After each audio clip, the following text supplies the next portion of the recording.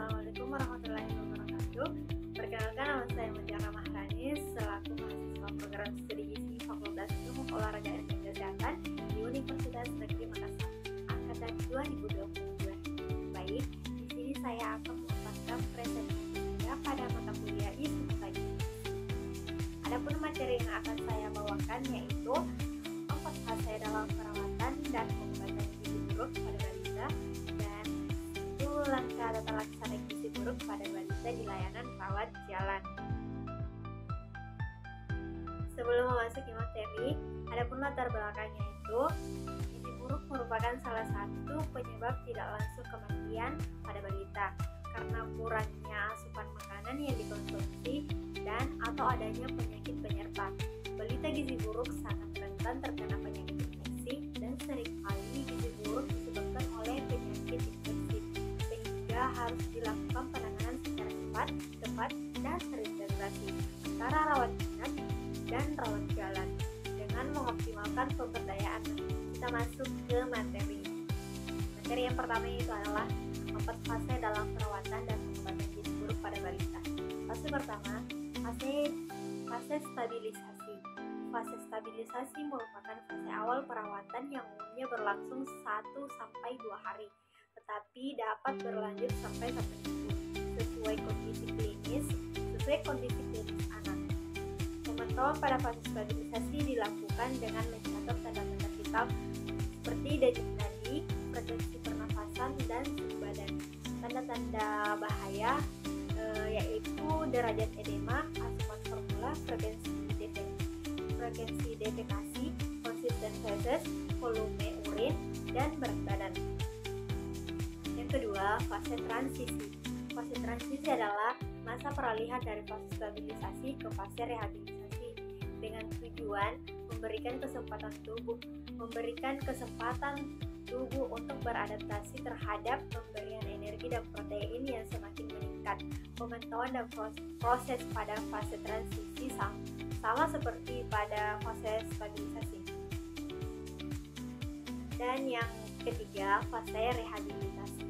Fase ini dapat diberikan di layanan rawat jalan maupun rawat inap. Fase ini adalah fase pemberian makanan untuk tubuh kejar. Pemberian energi sebesar 150-220 kilokalori per kilogram berat badan per hari dalam bentuk F100 atau RUTF. Bertahap ditambah makanan yang sesuai berat badan. Umumnya berlangsung selama 2-4 minggu. Kemajuan terapi dinilai dari kenaikan berat badan setelah fase transisi dan mendapat F100 atau RUTF.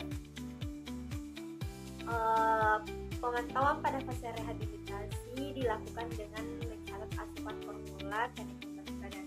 Dan yang terakhir itu keempat adalah fase tindak lanjut.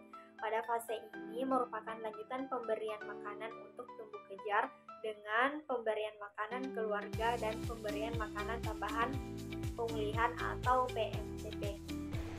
Langkah ketiga, mencegah dan mengatasi dehidrasi. Semua balita gizi buruk dengan diare atau penurunan jumlah urin dianggap mengalami dehidrasi.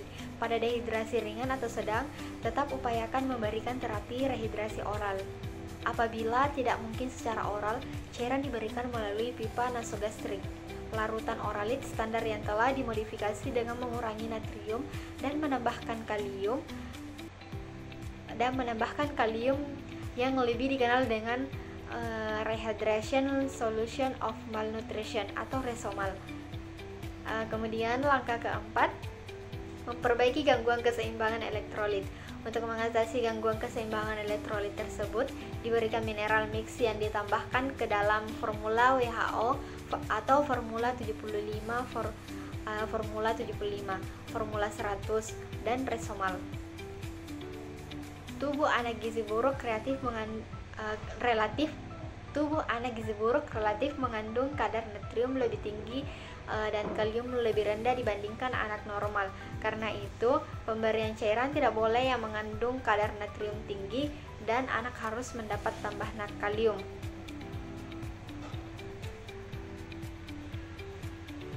Adapun tata laksananya yang Yang pertama, untuk mengatasi gangguan elektrolit diberikan kalium yang sudah terkandung di dalam larutan mineral mix yang ditambah ke dalam F75 dan F100 atau resomal. Yang kedua, gunakan larutan resomal untuk rehidrasi. Langkah kelima yaitu mengobati infeksi. Yang pertama, berikan kepada semua balita gizi buruk antibiotika dengan spektrum luas. Bila balita sebelumnya dirawat inap, maka pemberian antibiotik merupakan lanjutan dari pengobatan sebelumnya dirawat inap. Yang kedua, imunisasi campak jika balita berusia lebih 6 bulan dan belum pernah diimunisasi atau mendapatkan imunisasi campak sebelum usia 9 bulan. Imunisasi ditunda apabila balita dalam keadaan syok. Memperbaiki kekurangan zat gizi mikro. Semua anak gizi buruk mengalami defisiensi vitamin dan mineral. Meskipun sering ditemukan anemia zat besi, tidak boleh diberikan pada fase awal atau fase stabilisasi dan transisi. Zat besi baru diberikan setelah anak mempunyai nafsu makan yang lebih dan memulai nafsu makan yang lebih baik dan mulai bertambah berat badannya, atau biasanya pada minggu kedua mulai fase rehabilitasi. Zat besi dapat memperberat infeksi bila diberikan terlalu dini. Pemberian zat gizi mikro sama dengan penjelasan sebelumnya. Bila balita gizi buruk mendapat RUTF dengan komposisi sesuai dengan rekomendasi WHO, maka tidak perlu diberikan suplementasi zat gizi mikro lagi, kecuali ditemukan tanda klinis kekurangan vitamin A pada mata atau ada riwayat menderita campak dalam 3 bulan terakhir. Maka balita diberi suplementasi vitamin A dosis tinggi sesuai umur. Kemudian langkah ke-7, memberikan makanan untuk fase stabilisasi dan transisi, yaitu diberikan untuk anak gizi buruk dan di layanan rawat inap. Langkah ke-8, memberikan makanan untuk tumbuh kejar.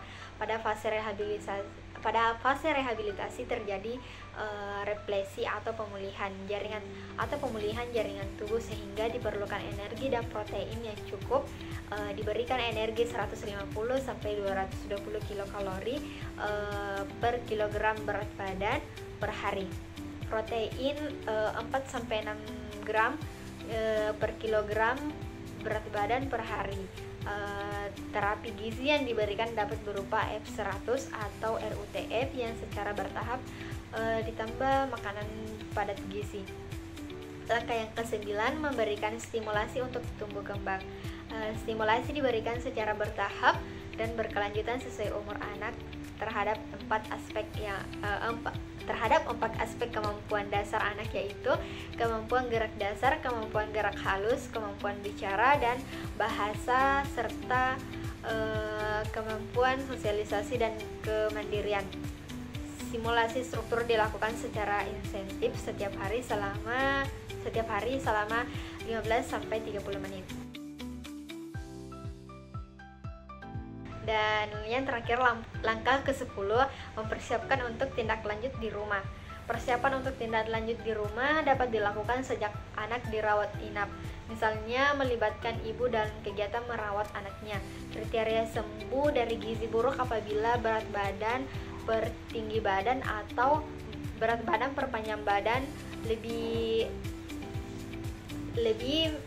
minus 2 standar deviasi, atau lingkar lengan atas lebih 12,5 cm, dan tidak ada piting edema bilateral. Bila balita keluar dari layanan rawat inap setelah sembuh atau sesuai kriteria di atas, maka dianjurkan untuk kontrol teratur setelah pulang. Satu kali per minggu pada bulan pertama, 1 kali per 2 minggu pada bulan kedua, selanjutnya 1 kali per 1 bulan sampai 6 bulan atau lebih. Selain itu, dianjurkan juga untuk melengkapi imunisasi dasar ataupun ulangan sesuai program PPI atau program pengembangan imunisasi. baik. Dari materi tersebut dapat kita simpulkan, yaitu dalam rangka meningkatkan kesembuhan balita gizi buruk di layanan rawat jalan diperlukan peran aktif dari keluarga dan masyarakat serta kolaborasi dari seluruh tenaga kesehatan yang terkait. Sekian dari saya, lebih dan kurangnya mohon dimaafkan. Assalamualaikum warahmatullahi wabarakatuh.